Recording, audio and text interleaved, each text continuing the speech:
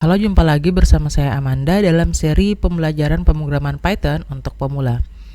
Nah, setelah kemarin kita sudah mempelajari yang seperti apa itu variabel dalam Python, selanjutnya kita akan melihat tipe data seperti apa yang bisa kita gunakan dalam pemrograman Python. Oke, kita mulai.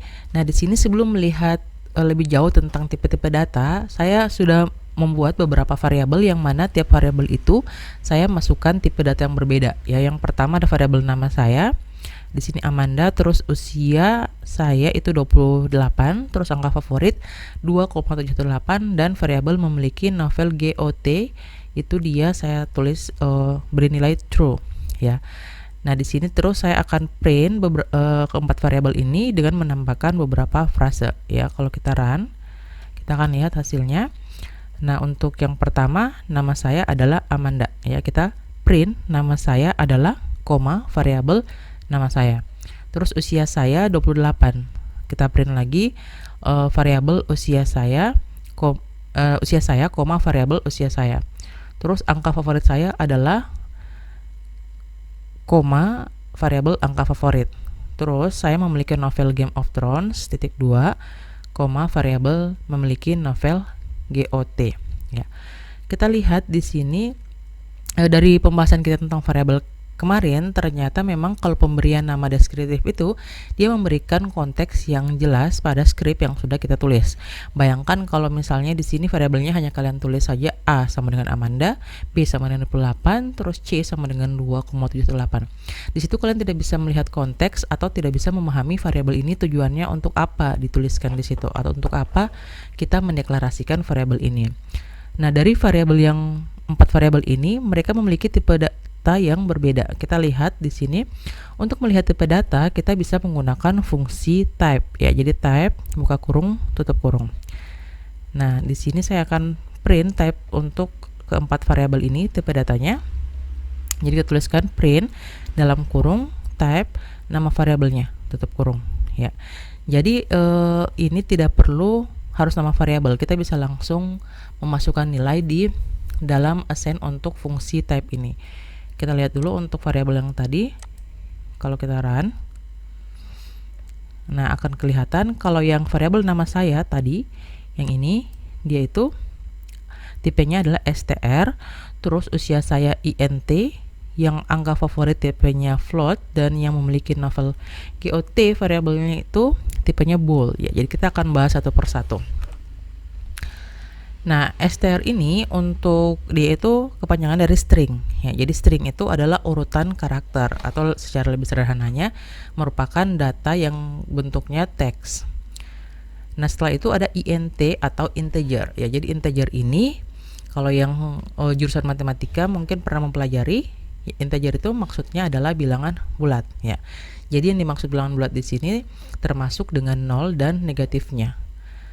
Terus ada tipe float ya atau floating point number. Nah, dia di sini tuh mengacu pada angka desimal, yang mana angka desimal ini merupakan representasi dari bilangan real kalau dalam matematika ya. Dia disebut float karena titik desimal itu dia diizinkan untuk mengambang atau floating melalui digit. Artinya kita bisa membuat angka yang besar sekali ya dengan tetap menggunakan desimal, begitu juga dengan angka yang sangat kecil. Tipe data yang keempat tadi itu adalah bool atau boolean ya. Jadi bool atau boolean itu dia mengacu pada variabel yang memiliki dua kemungkinan nilai, bisa hanya benar atau salah ya. Jadi tidak bisa kedua-duanya. Dia hanya bisa benar atau bisa salah saja. Yang mana kalau dalam pemrograman Python atau bahasa pemrograman yang lain, dia itu dimasukkan true atau false ya. Jadi tidak menggunakan bahasa Indonesia tapi menggunakan bahasa Inggris. Nah, keempat data ini dia itu hanya contoh, masih ada jenis-jenis data yang lain selain keempat data ini ya.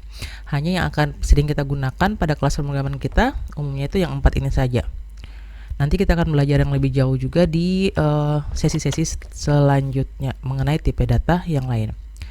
Nah, untuk tipe data integer sendiri, selain mencerminkan bilangan desimal, integer juga itu dia bisa mencerminkan beberapa sistem bilangan yang lain ya. Nah, kalau desimal sendiri itu kan merupakan sistem bilangan yang menggunakan 10 angka ya, yang selama ini kita kenal. Itu dia menggunakan angka 0, 1 sampai 9. Selain desimal, ada juga sistem bilangan yang namanya binary, oktal, dan heksadesimal. Ya, yang mana kalau misalnya dalam penulisan script, selain sistem desimal, sistem angka yang lain itu dituliskan dengan menggunakan prefix tertentu atau awalan tertentu. Kita lihat ya, jadi untuk yang sistem binary itu merupakan sistem bilangan yang menggunakan 2 angka, yaitu 0 dan 1. Dia itu dituliskan menggunakan awalan 0B kecil atau 0B besar. Nanti kita akan lihat contohnya. Terus sistem oktal ya, jadi oktal itu sistem bilangan yang menggunakan 8 angka, 0, 1, 2, sampai 7. Untuk sistem oktal dia itu menggunakan awalan 0O atau 0O besar ya. Jadi ini bukan 00 ya, tapi 0O sama 0O besar, O kecil dan O besar atau O besar. Selanjutnya ada sistem bilangan heksadesimal, di mana sistem ini dia menggunakan 16 angka. Jadi selain 10 angka di desimal tadi, ditambahkan juga dengan 6 buah huruf dari A, B, C, D, E, dan F. Nah, untuk heksadesimal dia itu dituliskan dengan menggunakan awalan 0x atau x kecil atau 0x besar. Nah, kita bisa lihat contohnya di sini. Di sini saya sudah tuliskan beberapa angka dalam sistem binary, oktal, dan heksadesimal. Lihat yang binary ini yang pertama 0B, terus yang 0O itu adalah oktal dan 0x itu adalah heksadesimal. Kalau kita run, kalian akan lihat ketika kita run bentuk sistem bilangan ini, dia akan memunculkan bilangan dalam bentuk desimal ya. Makanya itu kalau kita print ya, walaupun kita tidak menggunakan fungsi print, kita hanya run misalnya ini 0O32, dia juga akan tetap langsung outputnya itu adalah bilangan desimal. Nah, sekarang coba kita cek tipe data dari ketiga bilangan tadi. Nah, tipe datanya semuanya itu merupakan merupakan integer ya. Jadi tipe datanya itu tipe integer. Jadi walaupun dia dituliskan dalam berbeda sistem bilangan, tapi karena dia tidak menggunakan angka, tidak menggunakan koma, semuanya tetap masuk dalam integer. Selanjutnya kita bahas untuk float ya. Jadi float itu tadi simpelnya itu merupakan bilangan yang menggunakan koma. Kita bisa lihat di sini. Nah, jadi tanpa perlu menggunakan fungsi print, kita bisa langsung mengecek tipe dari suatu data ya. Kalau kita run ini, akan langsung lihat tipenya itu adalah float. Nah, selain bentuk 4,0 ini, bentuk umum yang sering kita lihat, tipe-tipe float juga ini bisa dituliskan dalam berbagai cara ya. Kalau dalam Python, misalnya saja kita bisa tuliskan 4 koma atau 4 titik ya. Ini kalau kita run, nah hasilnya itu adalah 4,0. Jadi nolnya bisa tidak kita tuliskan. Yang penting ada tanda titik atau tanda koma sebagai keterangannya bahwa dia adalah float. Terus kita juga bisa menuliskan bentuk lain.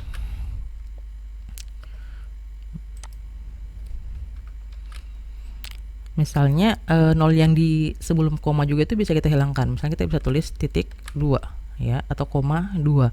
Itu kalau kita run, dia itu menunjukkan bilangan 0,2 ya. Ada juga bentuk-bentuk lain dari ini, misalnya untuk menuliskan bilangan-bilangan yang besar ya, misalnya tulis 1 juta, 1 miliar, kita bisa menyingkatnya seperti kalau kalian sering menggunakan kalkulator, itu biasa kan kalau angka besar di kalkulator atau angka yang terlalu kecil itu disingkat dengan menggunakan simbol eksponen atau E ya. Jadi dalam bentuk float juga bisa dituliskan seperti itu. Misalnya kita bisa tuliskan ini titik 4 ya, koma 4 itu artinya 0,4 terus dikali dengan 10 pangkat 7 ya, biasa dituliskan E7 atau eksponen 10 pangkat 7. Ini kalau kita jalankan, lihat hasilnya ini adalah berapa ini? 4 juta ya. Terus bentuk lain juga untuk pangkat negatif juga kalian bisa coba. Misalnya 4,2 eksponen negatif 4 ya. Kalau kalian run, kalian akan lihat kalau pangkat negatif itu berarti bilangan yang kecil ya, atau bilangan yang 0, sekian-sekian, kebalikan dari yang eksponen pangkat positif tadi.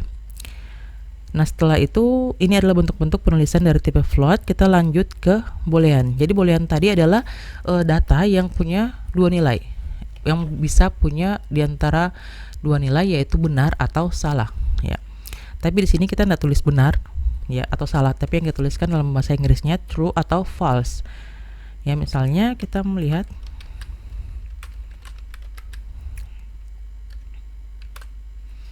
kalau kita ketikkan tipe dari true, itu dia adalah boolean.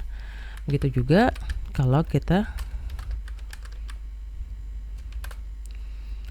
tipe dari false, itu adalah boolean juga. Nah, bagaimana kalau kita tuliskan dalam bentuk seperti ini?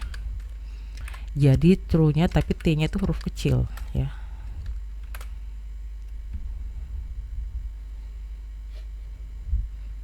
Apa yang terjadi? Yang kita dapatkan itu dia name error. Jadi nama true ini tidak didefinisikan. Kenapa enggak? Seperti kemarin sudah sempat saya singgung, kalau dalam Python itu dia case sensitif ya. Jadi perbedaan huruf besar dan huruf kecil itu sangat berpengaruh sekali. Jadi true dengan T huruf besar itu berbeda dengan true dengan T-nya huruf kecil ya, sehingga di sini yang didefinisikan dalam tipe boolean ini kalian harus ingat adalah true dan false dengan huruf awalannya itu adalah huruf kapital atau huruf besar. Kalian tidak bisa menuliskan tipe boolean ini dengan huruf kecil di awalannya. Oke. Demikianlah tadi pembahasan kita tentang tipe data yang akan dalam Python ya. Jadi 4 tipe data umum dalam Python. Nah, selain 4 tipe data itu masih ada tipe-tipe data yang lain lagi yang nanti akan kita explore di sesi-sesi berikutnya. Terima kasih atas perhatian kalian dalam seri pembelajaran ini. Semoga apa yang saya sampaikan bermanfaat. Jika ada yang ingin tanyakan, berikan pertanyaan di kolom komentar. Yang belum subscribe, jangan lupa tekan tombol subscribe dan tekan tombol lonceng. Assalamualaikum warahmatullahi wabarakatuh.